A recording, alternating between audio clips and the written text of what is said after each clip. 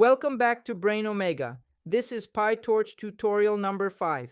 In this part, we're moving into classification with synthetic datasets, things like circles, blobs, and moons that are perfect for learning how neural networks separate data.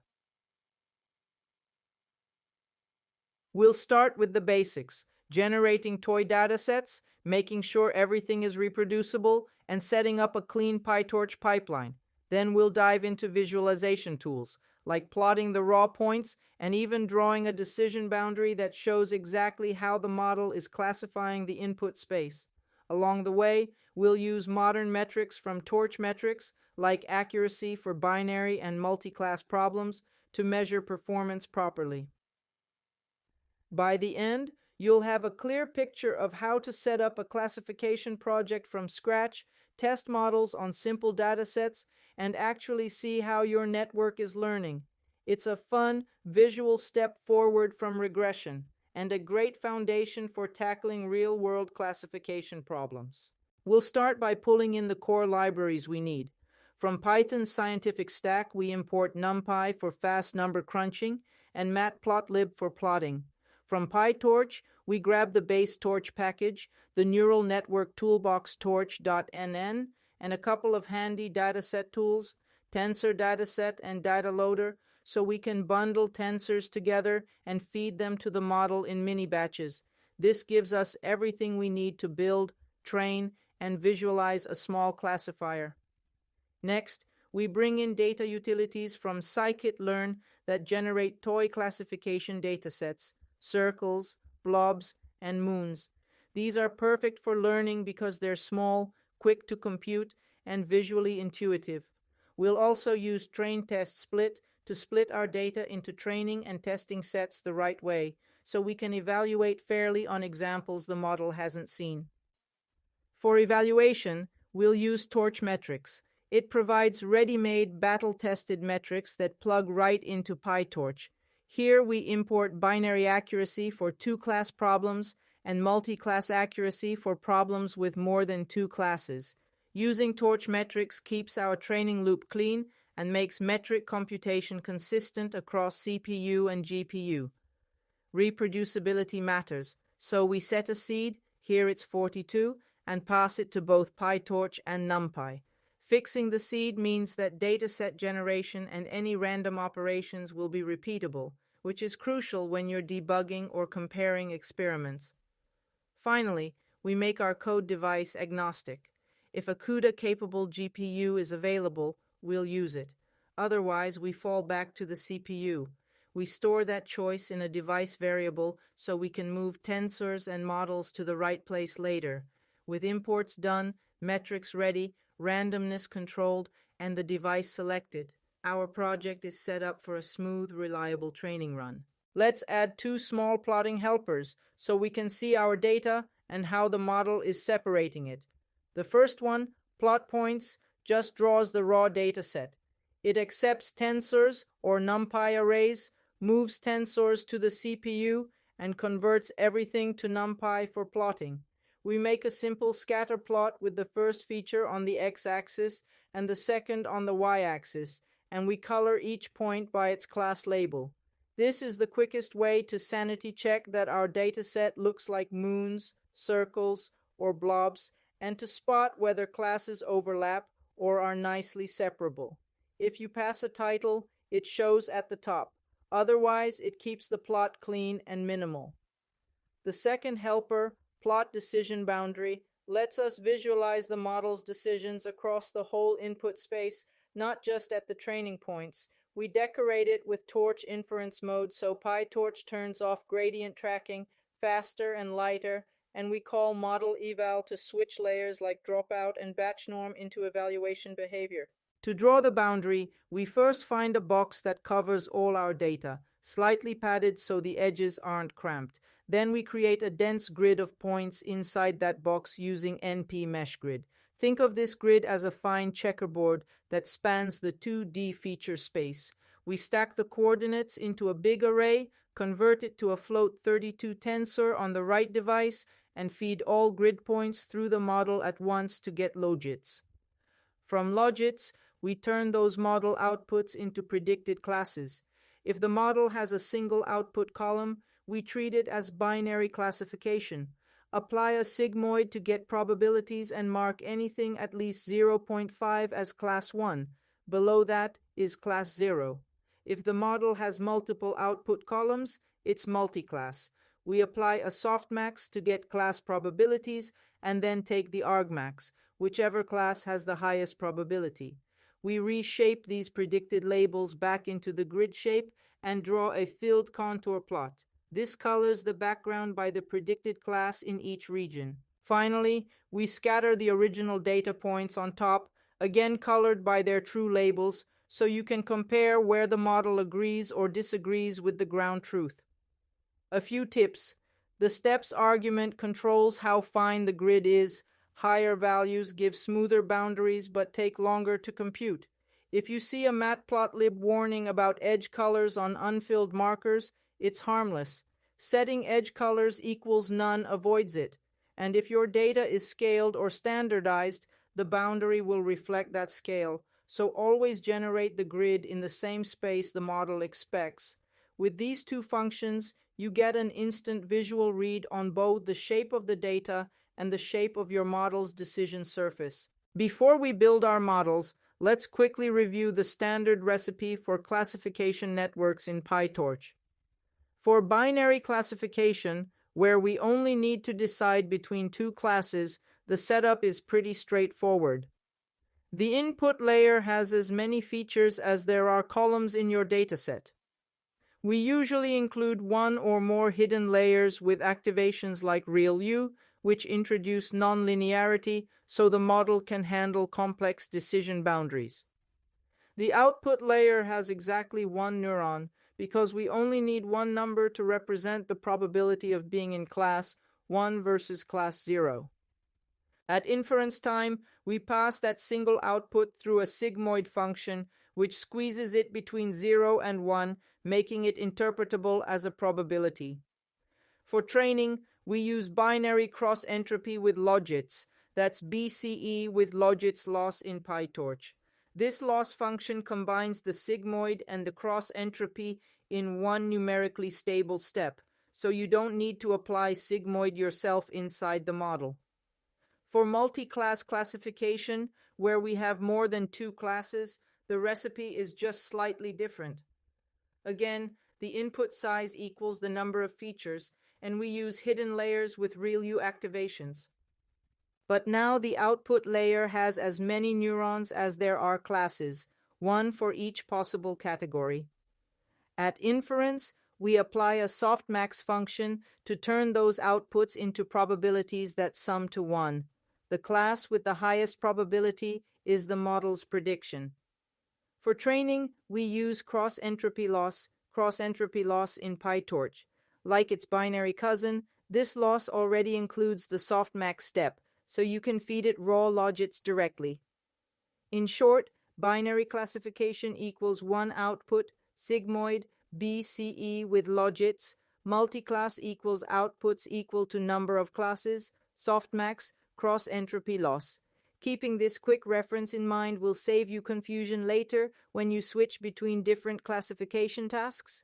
Let's start with a classic toy problem for binary classification.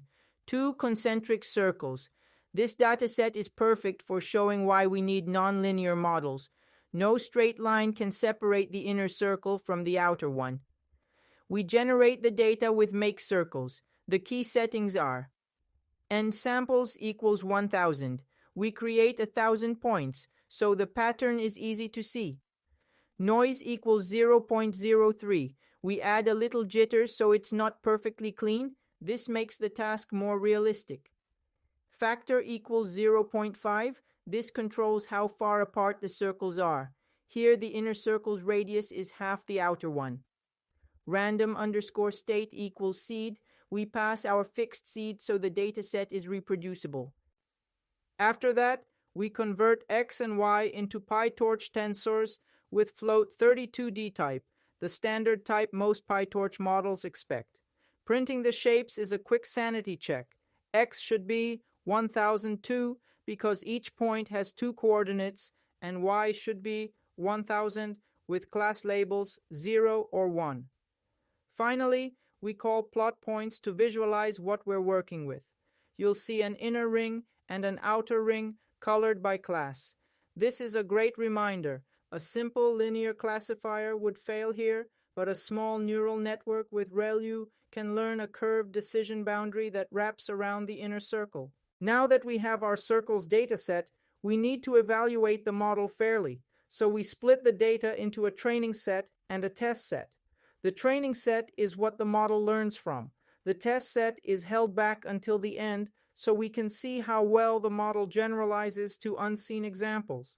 We use train test split with test size equals 0.2, which means 80% for training and 20% for testing. We pass our random underscore state equals seed so the split is reproducible, and we add stratify equals y so both splits keep the same class balance. This is especially important in classification so we don't end up with, say, too many class 0 points in one split and too few in the other. Right after splitting, we move each tensor to the correct device, GPU if available, otherwise CPU, so that later computations run in the right place without constant copying back and forth. Finally, we check the lengths of xtrain and xtest as a quick sanity check that the split sizes are what we expect. With this, we're set up to train on one portion of the data and test on truly held-out examples, which gives us a trustworthy measure of real-world performance. To set a baseline, we'll start with a purely linear network, no ReLU, no non-linearity, so you can see its limits on the circle's dataset. The class linear circle net builds a tiny model with 2 linear layers. It takes our 2 input features, x1, x2, maps them to 8 hidden units, then maps those to 1 output. Because there's no activation between these layers, the whole thing still behaves like a single linear transformation overall. That means its decision boundary is effectively a straight line, which can't wrap around a circle. We move the model to the right device so it can run on GPU if available. For training, we use binary cross-entropy with logits, BCE with logits loss. With logits means the loss function expects raw scores straight from the model, not probabilities. It applies the sigmoid internally in a numerically stable way.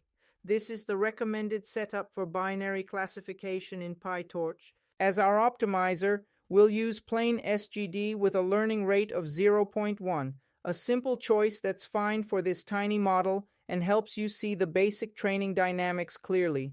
Finally, we track binary accuracy from Torchmetrics, threshold 0.5 by default, move to the same device as the model. Accuracy gives us an easy-to-read percentage of correct predictions, so we have more context than loss alone. This model is intentionally too simple. It sets a baseline and demonstrates why non-linearity is essential, especially for shapes like concentric circles that can't be separated by a straight line. Let's do a short training run to see how this linear-only model behaves. Inside train binary, each epoch follows the classic PyTorch routine. We switch to training mode with model.train open parenthesis, close parenthesis, run a forward pass on the training inputs, and get logits, raw scores before any sigmoid. We call .squeeze1 just to remove the extra column dimension so the shapes line up with our labels. Then we compute the binary cross-entropy with logits loss, zero the old gradients, backprop with loss.backward, and take one optimizer step. That's the entire learning loop. Compute loss, take a step, repeat. Every few epochs, we pause to evaluate. We flip the model into evaluation mode with model.eval and wrap the code in torch.inference mode so PyTorch skips gradient tracking. This makes it faster and lighter. We run the model on the held-out test set, compute the test loss for reference, and then turn logits into predictions. Apply a sigmoid to map scores into probabilities, then check if they're at least 0.5 to decide class 1, otherwise class 0. We measure accuracy with our Torchmetrics binary accuracy, which gives us an easy-to-read percentage. The print line summarizes training loss, test loss, and test accuracy, so you can see the trend as training moves along. Finally, we call plot decision boundary to visualize what the model learned. For a linear model on circular data, you'll typically see a single straight-ish boundary slicing through the rings, which can't properly separate an inner circle from an outer one. That's the point of this baseline. It shows, in both numbers and pictures, that a linear decision surface isn't enough. In the next step, we'll add non-linearity so the model can curve and wrap its boundary around the data. Now let's give the network the ability to bend. We'll build nonlinear circle net, which stacks linear layers with ReLU activations in between. ReLU stands for Rectified Linear Unit, and it's the standard way to add nonlinearity so the model can learn curves instead of just straight lines. Our architecture takes the two input features, expands to 16 hidden units, applies ReLU, repeats that hidden block once more, and then ends with a single output neuron for binary classification, one logit. That last layer still outputs raw scores. During training, we'll use BCE with logits loss, which handles the sigmoid step internally. We move the model to the right device so it runs on GPU if available. For optimization, we switch to Atom with a learning rate of 0.01. Atom adapts the step size per parameter, which often makes training smoother and faster on small networks like this. The training loop train binary NL looks the same as before. Set the model to train mode, compute logits on the training set, calculate the loss, zero the gradients, backprop, and take an optimizer step. Every so often we evaluate on the held-out test set in inference mode, compute test loss, convert logits to predictions with a sigmoid and a 0.5 threshold, and report accuracy. We also crank up the number of epochs, here 800, to give the nonlinear model time to settle into a clean boundary. When you plot the decision boundary, you should now see the background coloring wrap around the inner circle. That's the payoff of ReLU. The network composes simple pieces into a curvy boundary that linear models can't draw. If you notice the model overfitting, training loss falling while test loss rises, you can reduce the hidden size, add dropout or weight decay, or stop earlier. But on this toy dataset, a small two-layer ReLU MLP is usually enough to reach high accuracy and produce a neat circular boundary that matches the data. To really understand activations, we'll build them from scratch using plain PyTorch tensor ops and then plot their shapes. First, we create a range of inputs, A from -10 to +10. This gives us a good spread so we can see what each activation does to small, medium, and large values. Our ReLU custom takes any negative input and clips it to 0, while positive values pass through unchanged. That's the essence of ReLU. It's simple, fast, and helps networks learn nonlinear boundaries without saturating on the positive side. Next is Sigmoid Custom. It turns any real number into a value between 0 and 1, which is why it's often used for binary probabilities. Around 0, it's steep.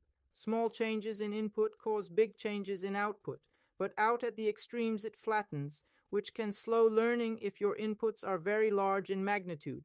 Finally, Tanh custom maps inputs to -1 to +1. It's like a centered version of Sigmoid, still squashes large values, but it's symmetric around 0, which can sometimes help optimization for certain architectures. We then plot each function. The x-axis is the input value from A, and the y-axis is the activation output. On the ReLU plot, notice the sharp knee at 0. Everything to the left is flat at 0. Everything to the right is a straight line. On the sigmoid plot, you'll see the familiar S-curve, gently approaching 0 on the left and 1 on the right. On the Tanh plot, you'll see a similar S shape but centered, smoothly approaching -1 and +1. These pictures make it clear how activations reshape signals inside the network. One practical note: These custom versions are great for learning, but in real models, you should use PyTorch's built-ins, torch.ReLU, torch.Sigmoid, torch.Tanh, or their NN* counterparts, because they're vectorized, optimized, and more numerically stable, especially for very large positive or negative inputs. Still, building them yourself once helps you develop an intuition for how the network transforms data layer by layer. Now we'll switch to a multi-class problem with 4 clusters. We use scikit-learn's make blobs to generate 1000 points in 2 dimensions grouped into 4 centers. The cluster std equals 1.5 setting adds some spread so the classes slightly overlap, more realistic and a bit more challenging. We convert the features to float 32 tensors, and importantly, the labels to long D type. PyTorch's cross-entropy loss expects integer class indices 0, 1, 2, 3 in that D type. A quick call to plot points lets us see the 4 colored clusters before training. We do a proper train test split with stratification, which keeps the class balance the same in both sets. Because we created the tensors on the GPU initially, we momentarily move them to the CPU for train test split, then move each split back to the correct device. With the data ready, we define a small MLP, blobnet, 2 hidden layers with ReLU for non-linearity, and an output layer with Noom classes neurons. In multi-class setups, the model outputs raw scores logits for each class. At inference, you'd apply a softmax to turn those into probabilities, but for training, you don't apply softmax yourself. Cross-entropy loss handles that internally in a numerically stable way. We set up blob model, the cross-entropy loss, and an atom optimizer at 0.01. For evaluation, we use multi-class accuracy from Torchmetrics, configured with Noom classes equals 4. The training loop is straightforward. Set the model to train mode, run a forward pass on the training set, compute the loss, 0 gradients, backprop, and step the optimizer. Every 25 epochs, and on the first epoch, we switch to eval mode, compute test loss, take the argmax over the class dimension to get predicted labels, and report accuracy, a simple, intuitive metric for multi-class classification. Finally, we visualize the decision boundary. The background coloring shows which class the model predicts at each point in the 2D plane, and the test points are plotted on top.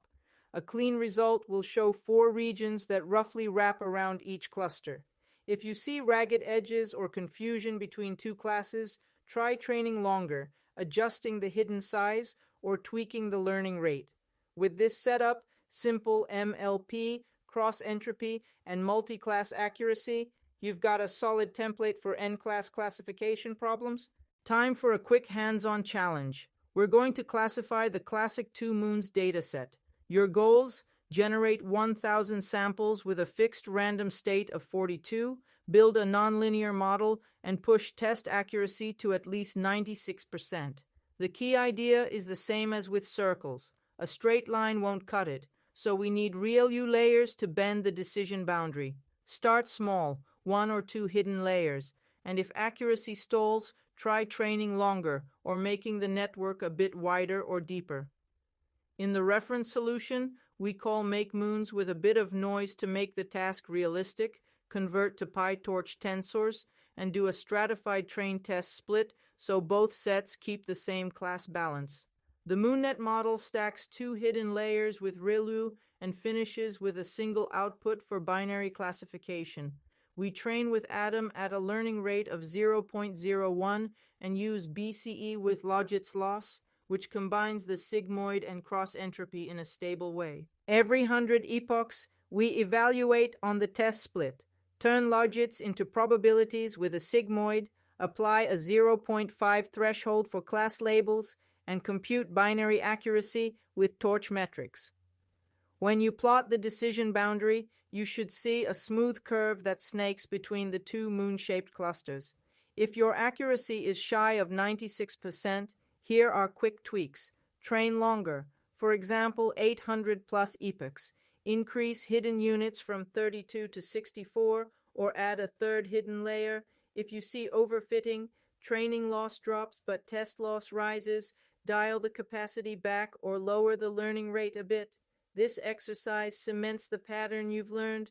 Non-linearity plus clean training loop plus proper evaluation gets you strong results on classic 2D datasets. Now for a classic nonlinear multi-class challenge, the CS231N style spirals. We'll generate 3 intertwined arms, each representing a class.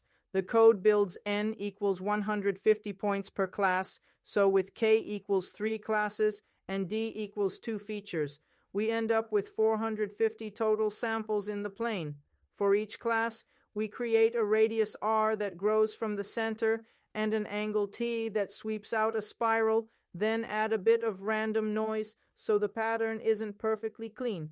After stacking the XY coordinates for all classes and labeling them 0, 1, 2, we convert everything to PyTorch tensors and take a quick look with plot points. You should see 3 colorful arms curling out from the origin, an ideal testbed for nonlinear decision boundaries. Next, we do a stratified train test split so class proportions stay the same in both sets, and we move each split to the correct device. Our model, SpiralNet, is a small MLP with 2 hidden layers of 64 units and ReLU activations, ending with K outputs, 1 logit per class. For training, we use cross-entropy loss, which expects raw logits and integer labels. It wraps the softmax internally for numerical stability. Optimization is handled by Atom at a learning rate of 0.01, and we track performance with multi-class accuracy configured for 3 classes. The training loop is standard. Forward pass on the training set, compute cross-entropy, zero the grads, backprop, and step the optimizer. Every so often, first epoch and every 100 after, we switch to eval mode, measure test loss, take the argmax over class scores to get predictions, and compute accuracy. Finally, plot decision boundary paints the 2D plane by predicted class and overlays the test points. A well-trained model will carve out curved regions that follow the spiral arms. If accuracy lags or boundaries look jagged, try training longer, slightly lowering the learning rate or adding a touch more capacity. This example drives home the point. Non-linearity is what lets neural networks bend and twist decision surfaces to match complex patterns.